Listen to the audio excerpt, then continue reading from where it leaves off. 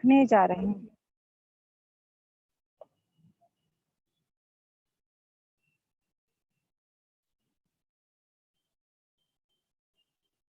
कृपया ध्यान से श्रवण करें, अगर कोई त्रुटि हो तो क्षमा करें।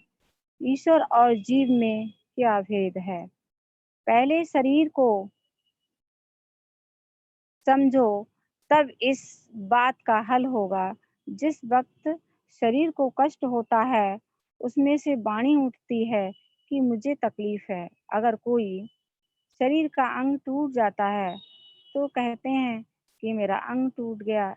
इससे मालूम होता है कि शरीर में एक चीज है जो इस शरीर को मेरा मेरा करती है, कि मेरे यहाँ दर्द हो रहा है या मेरे ये तकलीफ हो गई, तो वो शरीर का अनुभव करती है।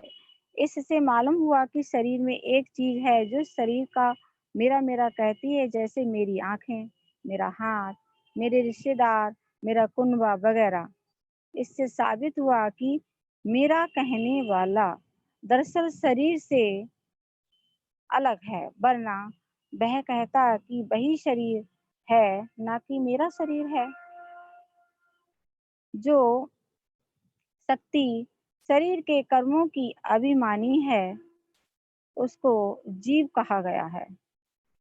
जो शक्ति शरीर के कर्मों की अभिमानी है, उसको जीव कहा गया है। जो शरीर के कर्मों, दुखों, सुखों को महसूस करती है, वही जीव है। जो शरीर के कर्मों को, दुख सुखों को महसूस करती है, वह जीव है। जब तक बुद्धि शरीर की ममता में है, तब तक ईश्वर का बोध नहीं हो सकता।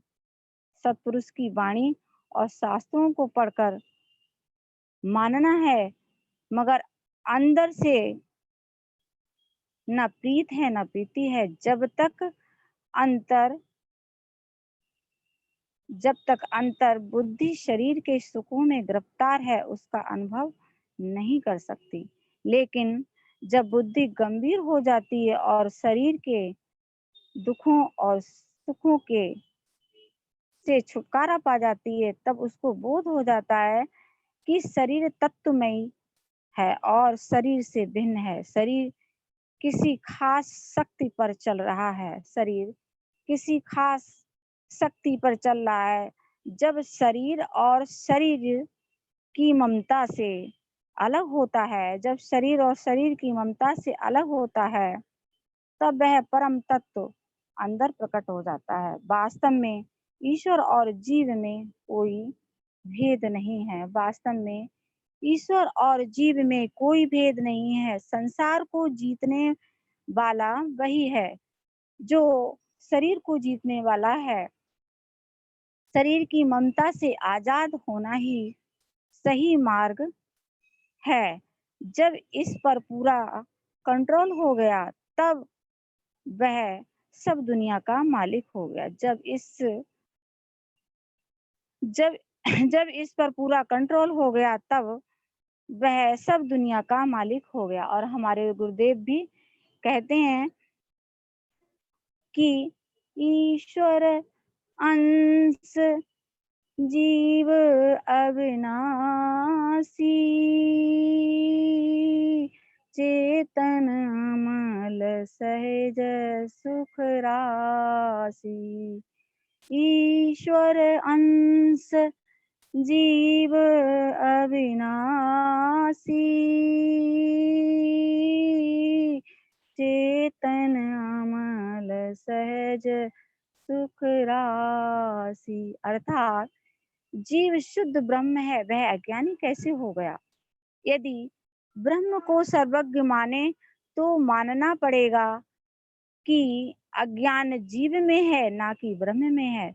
तब कमी जीव में मानी जाएगी, ना कि ब्रह्म में। यदि ब्रह्म को सर्वज्ञ माने, तो ये मानना पड़ेगा कि अज्ञान जीव में है, ना कि ब्रह्म में। तब कमी जीव में मानी जाएगी, ना कि ब्रह्म में। उस स्थिति में जीव और ब्रह्म के भेद को मानना पड़ेगा। उस हालत में ब्रह्म की अनंतता न रह पाएगी। यदि ब्रह्म को परिपूर्ण माने, तो जीव और प्रपंच की सत्ता के अभाव में आता है, परंतु जीव को संसार की अनुभूति हो रही है, इसलिए इनकी नितांत असत्ता का प्रश्न ही नहीं उठता। यदि जीव और संसार को ब्रह्म रूप माने तो प्रश्न उठता है कि ये ब्रह्म किसे हुआ, जीव को या ब्रह्म को? वह पुरातन काल से चली आ रही एक बहस है। इस बहस के संबंध में गुरुदेव ने कहा है कि जब तक अपना अनुभव ना हो तब तक ये ब्रह्म नहीं निकलता। जब तक अपना अनुभव ना हो तब तक ये ब्रह्म नहीं निकलता। वास्तव में एक ही शक्ति है जो कई सूरतों में दिखाई देती है। जब अज्ञान दूर होगा तब सब भेद का नाश हो जाएगा। जब अज्ञान दूर होगा तब भेद का नाश हो जाएगा। ब्रह्म को ब्रह्म हुआ या जीव का भिन्न रूप है, ये सब वहम है। ये आश्चर्य है। माया में ब्रह्म परिपूर्ण है, लेकिन ब्रह्म में माया का भेद नहीं। इन्हीं शब्दों के साथ मैं अपनी वाणी को विराम देती हूँ। ओम ब्रह्म सत्यम सर्वदा।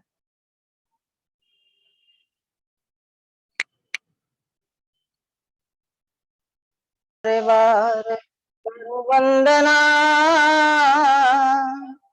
सतगुरु चरणी माही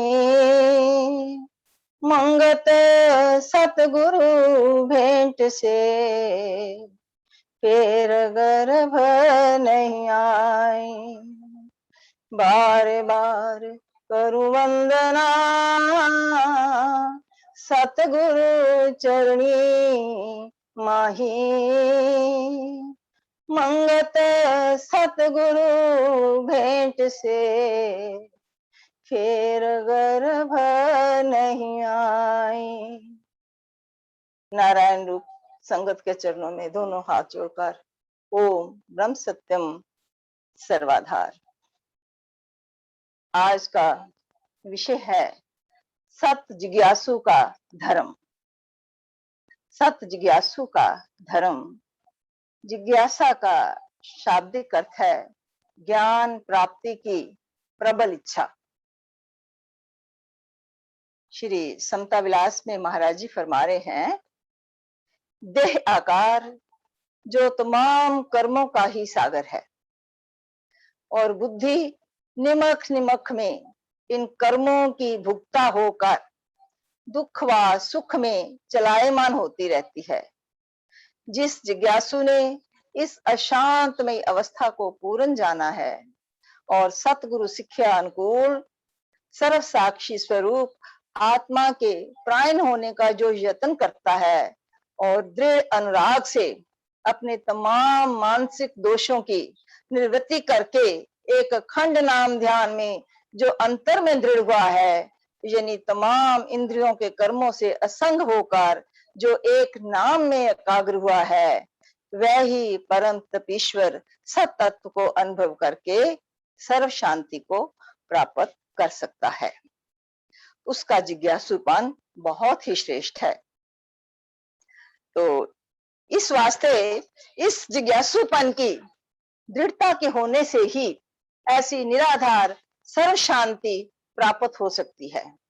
जिज्ञासु वही श्रेष्ठ है जिसने तमाम शारीरिक भोगों से उपरस्ता प्राप्त कर ली हो और सतनाम में नित्य ही जो निश्चलता हासिल करता है, वह एक दिन परम सिद्धि को प्राप्त हो जाता है और मानुष जन्म की परम सफलता को पाकर ही लेता है।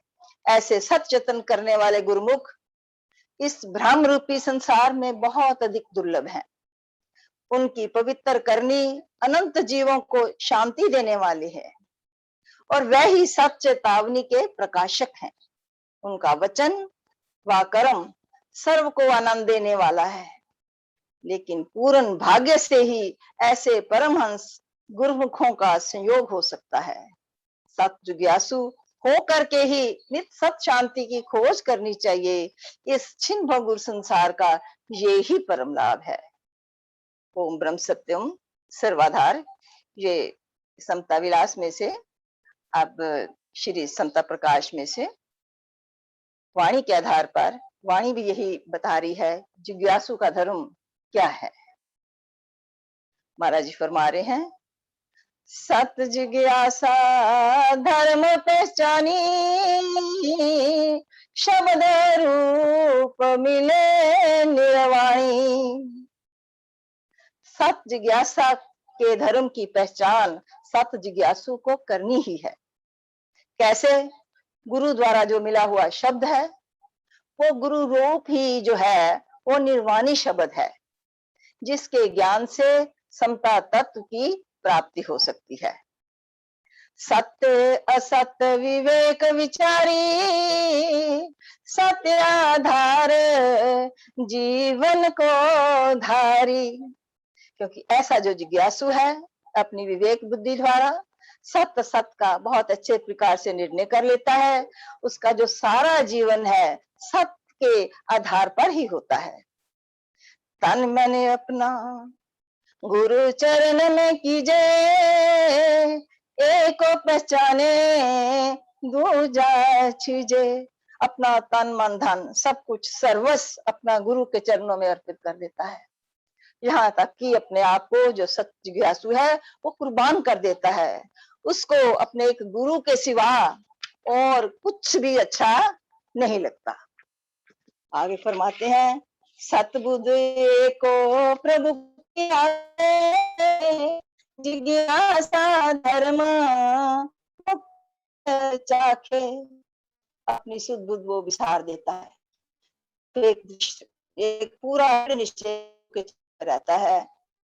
जिज्ञासु धर्म मुक्त रस चाहे, क्योंकि उसको सिर्फ एक मुक्ति का जो रस है बस उसका स्वाद लेना है।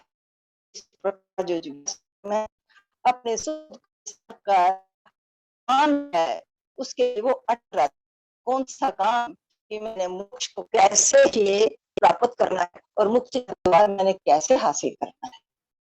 मन के दुख सकल निवारे, निर्मल जीवन प्रभु भगत चितारे। ऐसा जिज्ञासु जो है अपने मन के सभी दोष जो है वो समाप्त कर देता है। कौन से दोष सब जानते हैं, सब विकारों से रहित हो जाता है, संकल्प विकल्प सब खत्म हो जाते हैं। तृष्णा जो कि अति भयानक रोग सबको लगा हुआ है, वासनाओं में पड़ा जो हुआ है, ये संसार जो है वासनाओं का समुंदर है, बस सब इसमें सारे दोष जो है मन के खत्म हो जाते।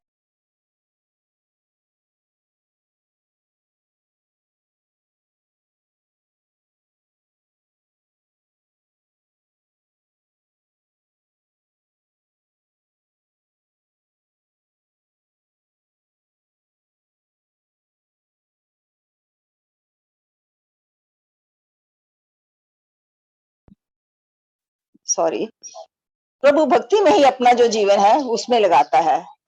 बाहरों रोए अंतर उदास, पल पल सिमरे तत अविनाश। अंतर बाहर उसमें गंभीरता आ जाती है, बाहर की हर चीज जो है उसमें उसको उपरस हो जाता है, उपरांता हो जाती है, कुछ भी अच्छा नहीं लगता, क्योंकि वो ऐसा प्रभु का दीवाना है। वो कैसे लग सकता है? वो हमेशा अंतर्मुख रहता है, इतना गंभीर हो जाता है। बाहर की जो सारी चीजें हैं, जो संसार से संबंधित, जो इवन सारे रिश्तेदार हैं, सारे देह और संसार से संबंधित जो भी चीजें हैं उनसे बहुत परे हो जाता है। हर पल उस परम पिता परमेश्वर का नाम सिमरन करता रहता है। उसके अंदर एक ही बात होती है, इक विरहा हरि चरण प्यासे, एको प्रीत पावे गत जिज्ञासो। हरि चरणों की प्यास उसको हमेशा लगी रहती है और प्रभु प्रेम के लिए वो हमेशा व्याकुल रहता है कि कब मुझे प्रभु के चरण मिलेंगे, मैं मोक्ष को हासिल करके अपने प्रीतम का दर्शन कर सकूं। एको प्रीत पावे गत जिज्ञास। वो जो जिज्ञासु है सिर्फ एक प्रभु के चरणों में प्रीति रखकर उसकी ऐसी ही इच्छा जो है वो दृढ़ रहती है। राम बिना सब मिथ्या भासे, नित नित खोजे तत्व अविनाशे। क्योंकि उसको हर जगह प्रभु के दर्शन ही अच्छे लगते हैं। सब जगह वो राम राम जो कि रोम रोम में बसा हुआ है, बस उसके सिवा उसको कुछ नहीं अच्छा लगता। सब कुछ मिथ्या उसको भासता है। हर पल वो अंतर्मुख होकर, एक आत्म प्रायण होकर सिर्फ उस ईश्वर की खोज में लगा रहता है, जिससे कि वो समता तत्व को हासिल कर जाए। सतपुरुषों संग हेत विचारी, सत कीरत नित हृदय धारी। और क्या करता है, सिर्फ उसको सत्पुरुषों के साथ उन्हीं की संगत अच्छी लगती है, बस उसी के साथ विचार विमर्श करता है और अपनी सत कीर्ति अपने हृदय में उस प्रभु की महिमा, अपने गुरु की महिमा को हर वक्त गायन करता रहता है। महाराज जी ने सत श्री समता विलास में ये बताया है कि हर जो जिज्ञासु है, 4 प्रकार के उसको व्रत करने चाहिए। महाव्रत है, सबसे पहले आहार का व्रत। हम सब जानते हैं कि अपनी भूख निवृत्ति की खातिर खाना, बीच बीच में निराहार हो जाना। दूसरा व्रत जो होता है व्यवहार का व्रत होता है, अपनी सत कमाई द्वारा और सत कमाई को अच्छी जगह पर लगाना, बिना छल कपट किए हुए ये सब करना। तीसरा आ जाता है विचार का व्रत, अंतर और बाहर अपने विचारों में शुद्धता धारण करनी, हर एक के साथ प्रेम करना और महापुरुषों के इतिहास का कभी कभी जरूर उसको नजर उस पर जरूर उसका अध्याय करना, स्वाध्याय करना। इस प्रकार करने से जो चौथा आ जाता है सत्पुरुषों का संग।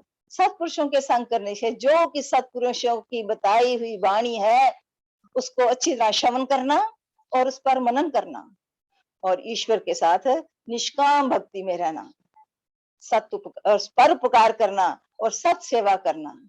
जो भी भगवान की दया से आपको कोई ऐश्वर्य वगैरह भी जिसको किसी को मिले हैं, उसको अच्छे तरीके से लोगों में बांटना और किसी प्रकार का भी अपने मन में अहंकार ना रहना। ये 4 प्रकार के महाव्रत हैं और महाराज जी ने फरमाया है इन महाव्रतों को करने से ही सिमरन, भजन, ध्यान और समाधि हो सकती है। आगे फरमा रहे हैं, माया बंधन रूप पहचानी, मुक्त स्वरूप शब्द चित्यानी। ये जो माया है, बंधन का स्वरूप है, वो उसको पहचान लेता है। मुक्त स्वरूप शब्द चित यानी उसके मन में, उसके शब्द के अंदर जो ईश्वर गुरु स्वरूप है, वही जो उसको मुक्ति का रास्ता दिलाने वाला है, हर समय अपने मन में उसी का सिमरन करता रहता है। हर पल उस प्रभु की वो जो जिज्ञासु है, अपने परम प्रीतम के साथ वो प्रीत धारण करके चलता रहता है, हर प्रकार के अभिमान को छोड़ देता है और इस संसार में सबका दास बन के रहता है। क्यों दास बन के रहता है? क्योंकि कण कण में 4 खानी के जितने भी जीव हैं, वो उसी में उस प्रभु का निवास देखता है, इसलिए वो जग का दास होता है। बहुत ही नम्रता के साथ सबको पेश आता है। निर्मल नीर पिवे हर चरणा, सत जिज्ञास पद कीजे निर्नाम। हरि चरणों के साथ ऐसी प्रीति हो जाती है, जो हमेशा जो निर्मल नीर है, मल से रहित नीर है, यानी कि जो प्रेम रूपी प्रेम का नीर है, हमेशा वो उसको पकड़ता है, हमेशा हरि चरणों में रहकर उसको पीने की कोशिश करता है, हमेशा ही पीता रहता है। ये जिज्ञासु इतना बलवान होता है और उसकी सत जिज्ञासा के कारण वो खुद निर्णय कर लेता है कि मैंने क्या मेरे लिए ठीक है, क्या गलत है, और उस पद को, मुक्ति के पद को धारण करने के लिए वो अपना सर्वस्व सब कुछ लगा देता है। एको टेक एको भरवासा, पल पल सिमरे तत निर्वासा। सिर्फ उस परम पिता परमेश्वर के साथ उसको सिर्फ उसी का आसरा लेकर चलता है, उसी का सहारा है उसके मन में और हर पल जो निर्वास, जो समता तत्व है उसका सिमरन करता रहता है। ना उसको खाने की सूझ होती है, ना उसको पीने की सोजी होती है। शोभा राम चरण चित, एक राम की शोभा, राम के चरणों की शोभा का नित अपने मन में बिठाकर बस उसी का गायन करता रहता है। बाहर की सब दुविधा छोड़ी, अंतर प्रीत हरि चरण में जोड़ी। बाहर की सब दुविधाओं से उसका छुटकारा हो जाता है, यानी कि देह से संबंधित जो भी हर प्रकार के जो संबंध है, चाहे वो रिश्तेदारी के संबंध है, भोगों के संबंध है, वस्तुओं के संबंध है, सबसे उसका छुटकारा हो जाता है। अंतर्मुख होकर उसकी जो प्रीति है ईश्वर के चरणों के साथ जुड़ जाती है। बस उसके सिवा अब उसको और कुछ भी अच्छा नहीं लगता। छिन छिन वाट साहब की देखे, पल पल जीवन लावे लेखे। छिन छिन वाट, हर क्षण अपने प्रीतम की वो रास्ता देखता रहता है, कब मेरे प्रभु मिलेंगे, मैं उनका दर्शन करूंगा और मेरा जीवन निहाल कर दूंगा। हर पल जो अपना जीवन है ईश्वर के लेखे ही लगाए रखता है। ऐसे महाराज जी के शब्द में एक बहुत अच्छा आता है, ऐसा जन कोई हो मस्ताना, छिन छिन वाट साहेब दी देखा, जिस दे नाल जराना, लोक लाज को छाड़ कर पाया अजब गराना, ऐसा जन कोई हो मस्ताना। जो सत जुग्यासु है उसकी ऐसी ही मस्ती हो जाती है। ऐसी मस्ती मीरा को हुई, ऐसी मस्ती शबरी को हुई, ऐसी मस्ती तरनाल झट को हुई। और ऐसे महापुरुषों से हमारा जो इतिहास है भरा हुआ है, उन्होंने प्रभु के चरणों में अपना जीवन सारा उसी के लेखे लगा दिया है, तभी उनका नाम ऐसे अमर हुआ है। आज तक हम सब संसार जो है उसको याद करता है। जीवन मृतक जीवन पावे, जिज्ञासु धर्म का लेख लगावे। जीते जी वो तो मर जाता है। वो कैसे मर जाता है? क्योंकि हर काम जो है अपने गुरु की आज्ञा के बिना नहीं करता। जो गुरु के वचन है उसको सत्कर मानता है, उसको अपने गुरु से एक नया जीवन मिल जाता है, जिससे वो अपने आप का और अपने जीवन का सुधार कर सके। और यही उसका जिज्ञासु धर्म है। इसी का लेख में वो अपने धर्म की प्राप्ति के लिए इसी में लगा रहता है। ज्ञान वैराग नित्य अंतर धारे, सतपुरुषों की प्रीत विचारे। उसको पूरा ज्ञान हो जाता है। कौन सा ज्ञान? ये संसार जो है वो झूठा है। सच क्या है? सिर्फ एक आत्मा ही है, ये परम पिता परमेश्वर ही है। इसलिए ये संसार में जो ईश्वर है वो ही बाजीगर है। ये सारी बाजी वो ही चला रहा है, वो ही खिला रहा है। लेकिन सत असत का जब पूरी तरह से निर्णय हो जाता है, सत करतार झूठ संसार, तो ज्ञान का दीपक अंदर चल ही जाता है। और जो व्यक्ति है उसको संसार से उपरस हो जाता है, अंदर वैराग आ जाता है। उस वैराग में अपने आप को वो पूरी तरह त्याग देता है, के साथ हो जाती है अपने प्रीतम के लिए जीता है, अपने प्रीतम के लिए मरता है। ब्रह्म से जिज्ञासु धर्म कोई गुणी उपासे।